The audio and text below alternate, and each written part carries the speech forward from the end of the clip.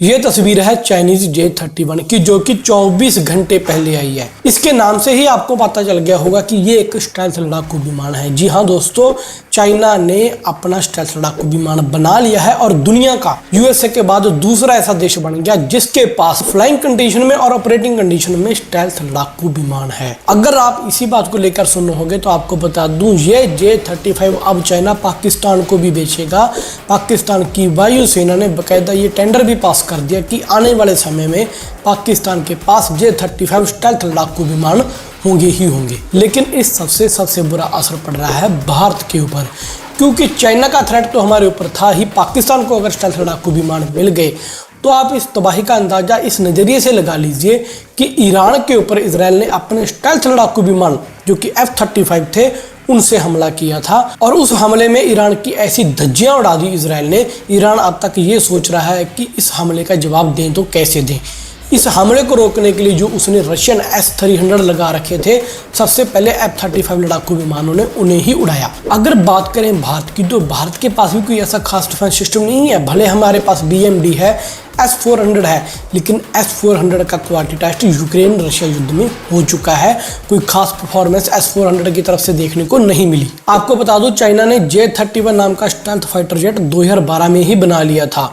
उस समय भारत में दूर तक स्टेल्थ लड़ाकू विमान बनाने का प्रोग्राम नहीं था। हालांकि चाइना का वो J-31 पूरे तरीके से स्टेल्थ नहीं था। जब भी वो फ्लाइंग लेता, जब भी वो उड़ता, उसके पीछे इतना धुआं निकलता, क्योंकि चाइना ने अपने उस लड़ाकू विमान में पुराने इंजन लगा रखे थे। लेकिन अब जो ये तस्वीर निकलकर सामने आई है, ये बिल्कुल F-35 की कॉपी है। अब चाइना ने F-35 को कॉपी किया नहीं किया वो मैटर अलग है। मैटर ये है कि चाइना के पास आज की डेट में स्टेल्थ लड़ाकू विमान आ चुका है। अगर आप इस तस्वीर को ध्यान से देखोगे तो आपको इसके फ्रंट में एडवांस सेंसर नोज नजर आएगी, और एक्सपर्ट्स का मानना तो ये भी है कि चाइना ने इसके वर्टिकल स्टेबलाइजेशन सेंसर के ऊपर भी काम किया है। ये कुछ अलग अलग सेंसर्स मैं आपको अपनी तस्वीर में दिखा रहा हूँ। ये नए सेंसर्स जो कि J-31 में नहीं थे लेकिन चाइना के J-35 में है, ये एड ऑन चाइना द्वारा कर दिए गए हैं। बात करें हम अपने एमका की, कहा तो चाइना ने अपने पुराने इंजन को डेवलप करके नए इंजन में लगाया, उसे स्टेल्थ बनाया। हम एमका के लिए इंजन ही ढूंढते जा रहे हैं। कावेरी के ऊपर काम चल रहा था, लेकिन कावेरी से वो एक्सपेक्टेड आउटपुट नहीं मिली। उसके बाद अब हम फ्रांस से बातचीत कर रहे हैं, फ्रांसीसी कंपनी सैफरन से, कि वो एमका और तेजस MK2 के लिए 110 किलो न्यूटन के इंजन बनाए, ताकि हम अपने एमका और तेजस MK2 को ऑपरेट कर सके, बना सके। एमका की बात करें तो मुझे हालिया अगले 4-5 साल में कोई उम्मीद नहीं कि हम एमका का प्रोटोटाइप भी टेस्ट करेंगे। बाकी ये सब तो डिपेंड है हमारी DRDO के ऊपर, हमारी HAL के ऊपर, कैसे वो प्रोग्रेस देते हैं, कैसे एमका हमारे बेड़े में जल्दी से जल्दी शामिल होता है। लेकिन बात करें भारत सरकार की, तो कोई ऐसा डंडा चढ़ाने वाला काम मुझे अब तक भारत सरकार की तरफ से नहीं दिखा, क्योंकि हम अपनी आदत से मजबूर हैं। आदत क्या है कि जब तक हमारी पूंछ में आग नहीं लगती, हम किसी काम को सीरियसली लेते ही नहीं। दूसरी तरफ एक रिपोर्ट, हालांकि ये रिपोर्ट यूरोपियन मीडिया ने कवर करी है, एक रिपोर्ट सामने आई है कि पाकिस्तान ने रशिया से S-350A जो डिफेंस सिस्टम है वो मांग लिए हैं। अब बोलोगे यार S-300 तो सुना था, 400 सुना था, 200 सुना था, ये 350A क्या है? दोस्तों, ये रशिया का एक एडवांस एयर डिफेंस सिस्टम है जो कि उसने यूक्रेन युद्ध के समय में बनाया। जब 300 फेल हो गया, S-400 वहाँ पे काम नहीं आए, तो रशिया ने S-350A बनाई। S-400 की रेंज जो मार्क क्षमता है वो तो 400-450 किलोमीटर है, लेकिन जो 350A होगा ना, वो होगा 200 किलोमीटर के आसपास। पहले भी पाकिस्तान ऐसी रिक्वेस्ट रशिया को कर चुका है, लेकिन उस समय रशिया ने साफ जवाब दे दिया, साफ मना कर दिया, क्योंकि भारत ने रशिया के सामने इस बात का विरोध जाहिर किया था कि जो आप हथियार हमें दे रही हो वो पाकिस्तान को ना बेचो। दोस्ती के चलते रशिया उस समय रुक गया, लेकिन अब नहीं रुकेगा।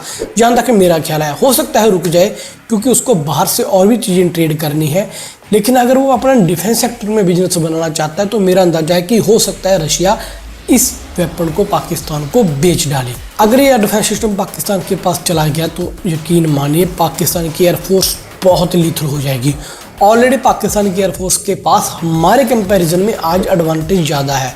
उसने सिर्फ इंडिया को देखना है, लेकिन हमने चाइना को भी देखना है, पाकिस्तान को भी देखना है। अब आप सोच रहे हो कि हमारे पास तो फिर भी S-400 है, लेकिन पाकिस्तान के पास तो S-350 है, तो रेंज का इतना फर्क है, वो सेम हथियार कैसे हो गया? दोस्तों, हमने S-400 लिया ही इसलिए था ताकि हम उसको जम्मू कश्मीर में तैनात करके चाइना और पाकिस्तान दोनों के ऊपर नजर रख सके। पाकिस्तान को S-400 की जरूरत ही नहीं है। अगर आप वर्टिकली एक लाइन खींचोगे तो कुछ एरिया तो ऐसे हैं 250 किलोमीटर में आप पूरा पाकिस्तान क्रॉस कर जाओगे। पाकिस्तान को इसकी ज़रूरत ही नहीं है।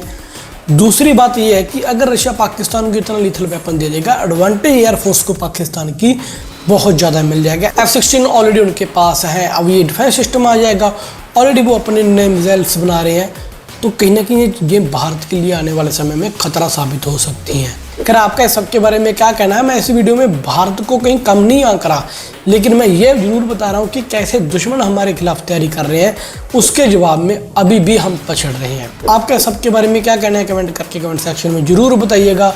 मिलेंगे नई वीडियो के साथ, और हाँ please don't forget to like share subscribe our channel. जय हिंद।